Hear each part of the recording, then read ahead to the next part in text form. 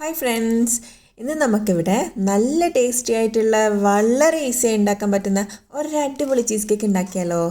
ഓടി വാ. ഇതിനായിട്ട് നമുക്കിവിടെ ഒരു കപ്പ് തിക്കായിട്ടുള്ള തൈര് എടുക്കാം, പിന്നെ ഒരു ഗുഡ് ഡേ ബിസ്ക്കറ്റ്, ഒരു എഗ്ഗ്, ഒരു ചെറിയ ലെമൺ, പിന്നെ ഇതൊരു ഫ്രഷ് ക്രീമാണ് 200 ml ഒരു ഫ്രഷ് ക്രീം, പിന്നെ ഒരു half cup sugar, 2 table spoon butter വേണം, 2 ടേബിൾ സ്പൂൺ കോൺഫ്ലോർ വേണം, പിന്നെ ഒരു മിക്സിംഗ് ബൗളും വിസ്കും വേണം.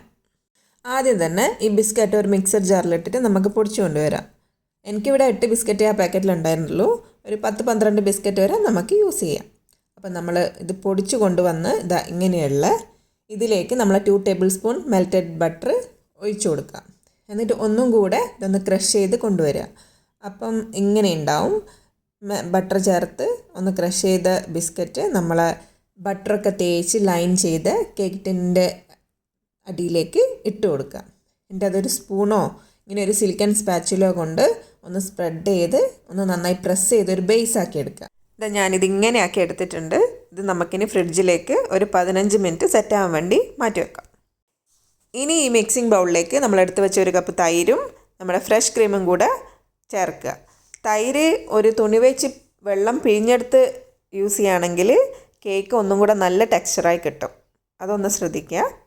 എന്നിട്ട് അതിലേക്ക് നമ്മൾ 2 ടേബിൾ സ്പൂൺ കോൺഫ്ലവർ ഉണ്ടായിരുന്നില്ലേ, അത് ചേർത്തു. അതിന് ശേഷം റൂം ടെമ്പറേച്ചറിലുള്ള മുട്ട മാത്രമേ എടുക്കാവൂ, ഫ്രിഡ്ജിൽ നിന്ന് നേരിട്ട് എടുക്കരുത്. അതും ചേർത്തതിന് ശേഷം ഒരു 1 ടേബിൾ സ്പൂൺ ലൈം ജ്യൂസ് അതിലേക്ക് ഒഴിച്ചു കൊടുത്തു.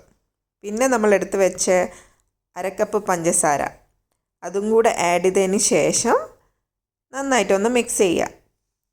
ഹാൻഡ് മിക്സറൊന്നും വേണ്ട, ജസ്റ്റ് ഒരു സ്പൂണോ വിസ്കോ എന്തായാലും മതി. അതിനെ കൊണ്ട് നന്നായിട്ടൊന്ന് മിക്സ് ചെയ്ത് കൊടുക്കുക. ഇതിൻ്റെ കൂടെ ഒരു നുള്ളു ഉപ്പും കൂടെ ചേർക്കാൻ ഓർക്കണം, ഞാനത് വിട്ടുപോയി. ഇനി നമ്മൾ സെറ്റ് ചെയ്ത് വെച്ച കേക്കിൻ്റെ ബേസ് എടുത്തതിന് ശേഷം അതിൽ മിക്സ് ചെയ്ത് വെച്ച കേക്കിൻ്റെ ബാറ്റർ മുഴുവനായിട്ട് അങ്ങ് ഒഴിച്ചു കൊടുക്കാം. ഇത് മുഴുവനായിട്ട് ഒഴിച്ചതിന് ശേഷം ഈ കേക്ക് ടിന്ന് നമുക്കൊരു അലൂമിനിയം ഫോയിൽ കൊണ്ട് നന്നായിട്ടൊന്ന് കവർ ചെയ്തെടുക്കണം. ഇത് നമ്മൾ വാട്ടർ ബാത്തിലാണ് ബേക്ക് ചെയ്തെടുക്കുന്നത്. വീട്ടിൽ ഓവനുള്ള ആൾക്കാർക്ക് ഓവനിൽ ബേക്ക് ചെയ്തെടുക്കാം. അല്ലാത്തവർക്ക് ഇത് നമുക്ക് സാധാരണ ഗ്യാസ് സ്റ്റൗവിൻ്റെ മേലെ വെച്ചിട്ട് ബേക്ക് ചെയ്തെടുക്കാം. അതെങ്ങനെയാണെന്ന് വെച്ചാൽ വീട്ടിൽ പഴയ ഇതേപോലത്തെ പാനോ പാത്രങ്ങളൊക്കെ ഉണ്ടാവില്ലേ, അതിലേക്ക് ഒരു 1/4 ഭാഗം വെള്ളം ഒഴിച്ച് അടിയിലൊരു റിങ്ങോ എന്തെങ്കിലും ഇറക്കി വെച്ചിട്ട് ഈ നമ്മളെ കേക്ക് ടിന്നും കൂടെ വെച്ച് കവർ ചെയ്തിട്ട് ഒരു 40 മിനിറ്റ് മീഡിയം തീയിൽ വേവിച്ചെടുക്കുക. 40 മിനിറ്റിന് ശേഷം നമ്മളത് പുറത്തെടുത്ത് ഓപ്പൺ ചെയ്താൽ ഇത് ഇങ്ങനെ ഉണ്ടാവും. ഇത് ഓവനിൽ വെക്കുന്നവരാണെങ്കിൽ 180 ഡിഗ്രി സെൽഷ്യസിൽ 40 മിനിറ്റ്സ്. ഇത് ഇങ്ങനെ കഴിക്കാനും ടേസ്റ്റിയാണ്. ഇതല്ലാതെ ഇത് കേക്ക് ഒന്നും കൂടെ ടേസ്റ്റ് എൻഹാൻസ് ചെയ്യുക, ഞാൻ ഇതിൻ്റെ മേലേക്ക് ഒരു ജാമിൻ്റെ ഒരു ലെയറും കൂടെ ചേർക്കുന്നുണ്ട്. ഇത് ഞാനിവിടെ വീട്ടിൽ തന്നെ ഉണ്ടാക്കിയ ഓറഞ്ച് ആപ്പിൾ ജാമാണ്. ഇതിൻ്റെ ഭയങ്കര ഈസിയാണ് ഉണ്ടാക്കുക. ഇതിൻ്റെ റെസിപ്പി ഞാൻ ഈ ചാനലിൽ തന്നെ ഇടുന്നുണ്ട്.